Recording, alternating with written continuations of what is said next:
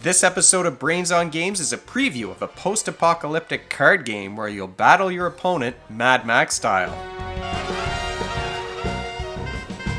Welcome to Brains on Games. I'm Dr. Brian McDonald, and this episode we're going to talk about an upcoming post-apocalyptic card game that's got sort of a Mad Max style theme. It's a game that it went up on Kickstarter a while ago and it's just fulfilling now. It's still available for pre-order, so I say it's a preview. It should hit retail very, very soon.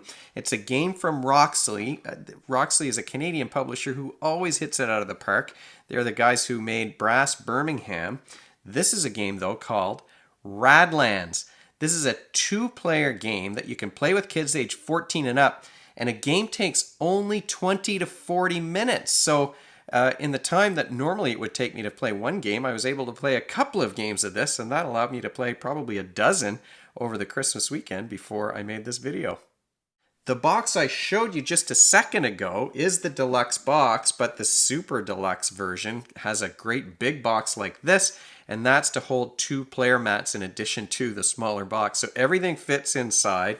Even with the smaller box, everything fits back inside the box once you've unpacked it. You can see that right here. It does pass the will it close test, and the closure is a magnetic one, which I always think is cool. Once you open up this box of Radlands, you can see, hopefully on the camera, that there are a couple of decks of cards. One deck of, this just has bases in it and the player aids. This is the deck of cards, the shared deck that everyone is going to be drawing from in the game. And then, oh, you can hear it. They've got these great big heavy water tokens. They're about this thick. Water is the resource you'll be spending in the game.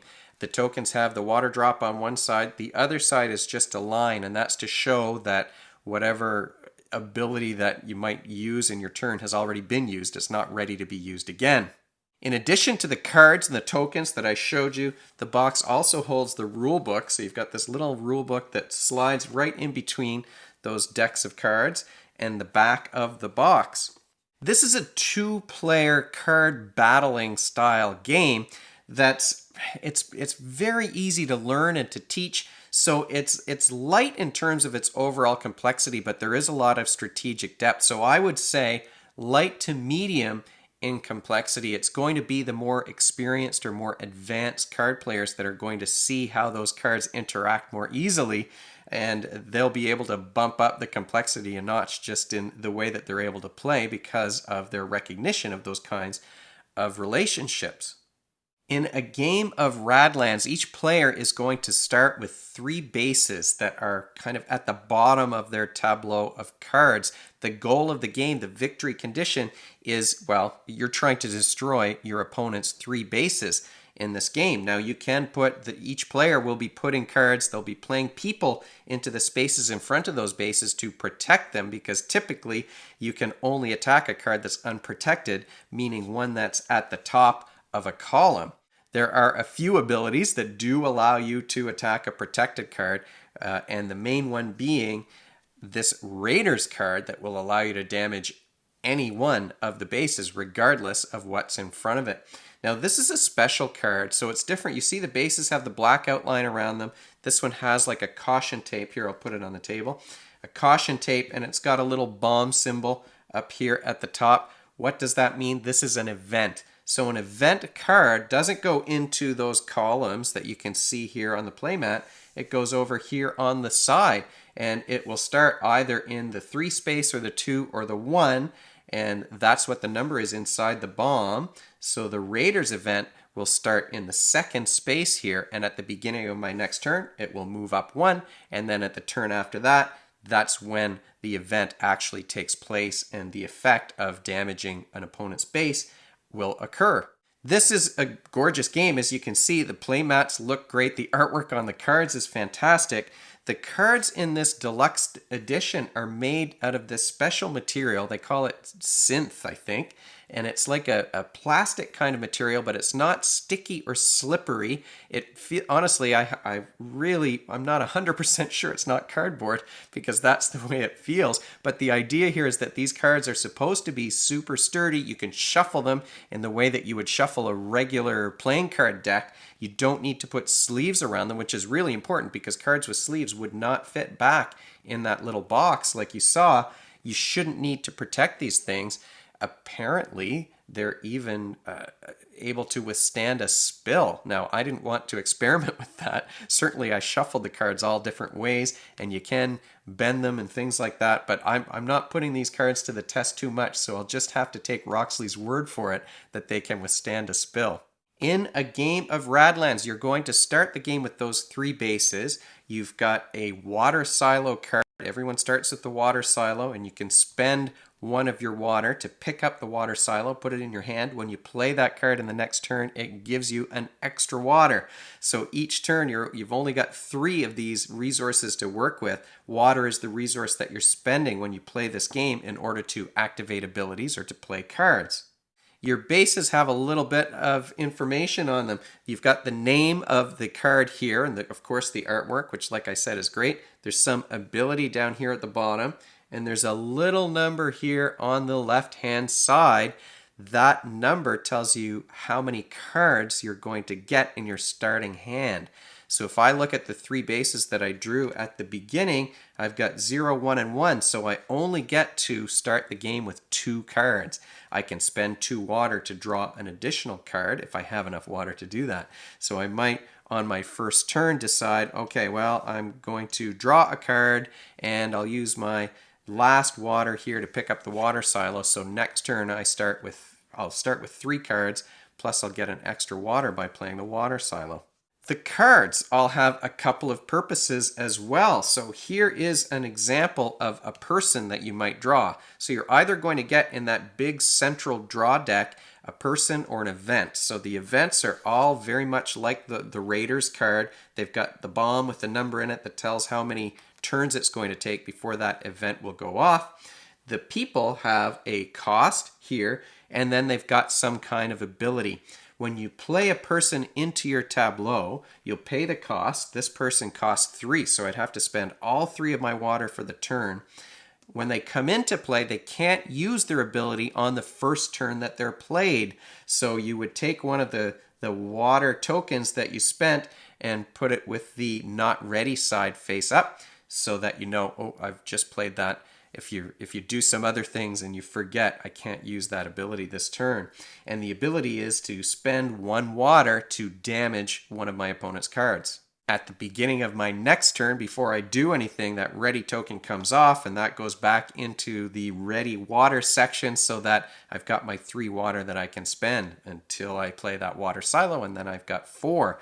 The extra ones that you get through the course of your turn, through the ability of the people in your tableau or through playing the water silo, those are black ones. They also do have the not ready symbol. So if you've got too many cards that aren't ready, there are some extra tokens, 6 black ones that you can use temporarily to make sure that you know everything that's going on in the game.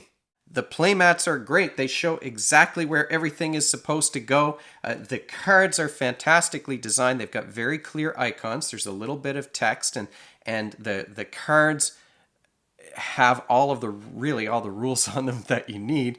Once you skim through the rule book very quickly, you'll understand the basics of how to play the game. There are also some symbols that are on the card. Those are very clear as well, but each player has a little cheat sheet that explains the meaning of each of those symbols. Now, I played a card into my tableau, but there's a little symbol in the top left that you might notice on all of the people cards. Here's another example. In fact, the event cards have that too. So here I've got a little water droplet with the plus on it, and here I've got some purple rectangles with an arrow pointing up.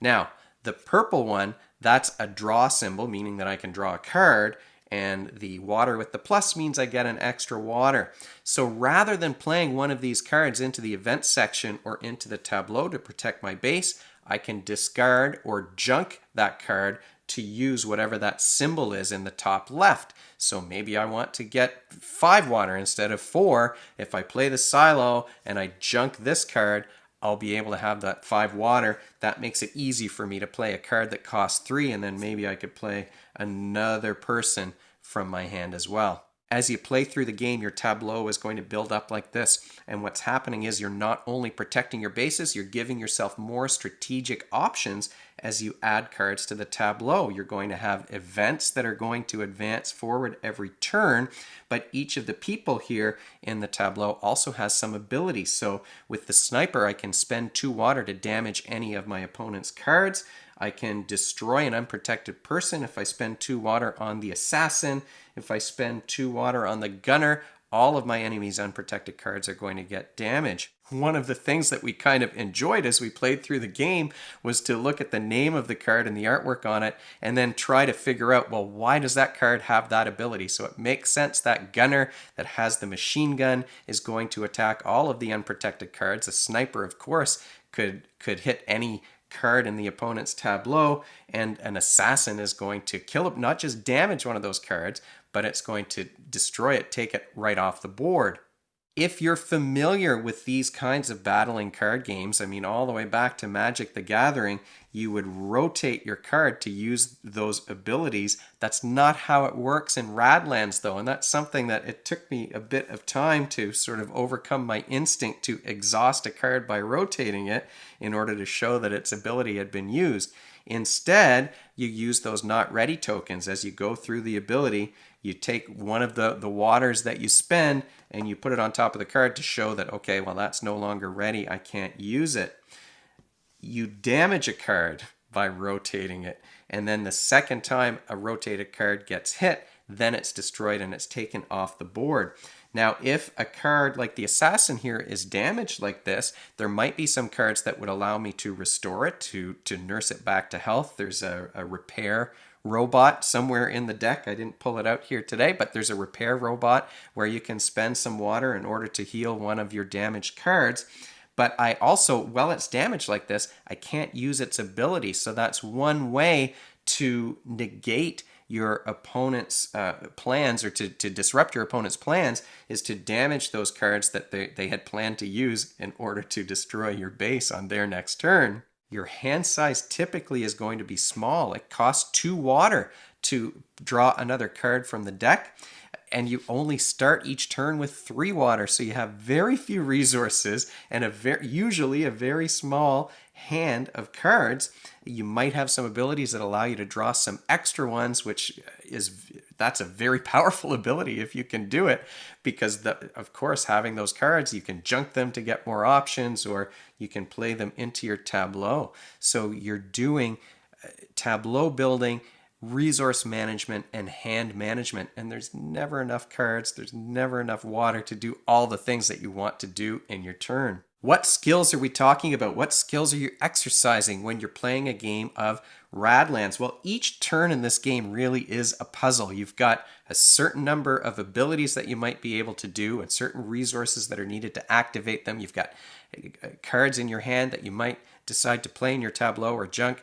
If we're talking about solving a puzzle, if we're talking about generating some strategy through logical thinking to sort out a novel problem, what we're talking about there is flexible problem solving, or a skill called fluid reasoning.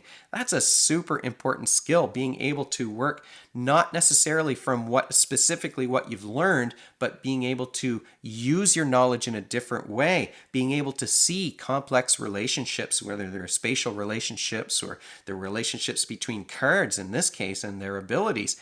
That is a fluid reasoning skill. So you're really exercising fluid reasoning with that logical thinking, making those connections and solving those puzzles. Of course, you're planning ahead and budgeting, so that's an executive functioning exercise, but every strategy game involves those executive functioning skills. This one I thought was a really great example of fluid reasoning in action. Final thoughts about Radlands. Well, this is a game where the components are really creating it's a sensory experience. It's a tactile experience. You've got these great big chunky water chips that you're spending. You've got the cards that they're sturdy cards, but the artwork is really super colorful and beautiful to look at. The cards are a joy to play a game with. These cards are nicer than most of the playing cards that I have, and I do like a nice deck of playing cards. So the sensory experience, I think, is excellent. Another thing that I really like about Radlands is that it's another one of those games that's simple to teach and simple to learn, but there's still some strategic depth. Like every card game, you can get a bad hand. That means that you're going to have to work harder at the fluid reasoning and the flexible problem solving. So there is some luck involved because it is a card game, but it's a game that gives you that puzzle solving kind of experience where as you learn the cards and how they interact, your skills are going to improve and the depth of the strategy also increases. One thing that I do have to say about it is that I'm really glad to have these playmats, and you're going to learn about my spatial skills maybe a little bit because of the event cards primarily. So you've got this 9 card grid that you'll be building up through the game, but then you have this extra row on the side for those events. And I think without the playmat that I might be second guessing. Did I move that card forward? Which row is that card supposed to be in if things don't line up correctly? But with the playmat, you've got those clearly numbered rectangles where you put the card. I think that made my life a little bit easier, but you know, your mileage may vary. You're learning about my spatial skills, like I said. There's also the muscle memory, the instinct to exhaust a card by turning it sideways, but by doing that, you are damaging it instead in Radlands. So that's something that took me a few hands before I really overcame that urge to rotate the card as I'm using the ability, rather than taking these great big chunky not ready symbols and putting those on top instead. And that in a nutshell is Radlands. I mean, this is a game where Roxley really once again knocked it out of the park in terms of artwork and components and gameplay and strategy. It's a 2-player game, so you are sort of limited in terms of playing with a big group. You're not going to be able to play with a big gang here, but it was perfect for my son and I. We played it like a dozen times in a weekend, so it's definitely a game that we really, really enjoyed. It's a game that is still available for pre-order. It should hit retail soon, but even the Super Deluxe Edition with the playmats, as I'm recording this, I believe is still available from Roxley's website. If you have any questions or comments about this game or anything else about the show, you can leave them in the comments section below the video, or you can email me at brian@brainsongames.ca. Brainsongames.ca is the website. That's where future episodes will go, and the previous ones are up there already. Brains on Games is the Twitter handle and the Facebook page and the Instagram feed, so we're all over the place. And if you enjoyed this video and you want to be notified of future ones, you can head on over to YouTube and click that subscribe button. Thanks for joining me. Hopefully I'll see you next time.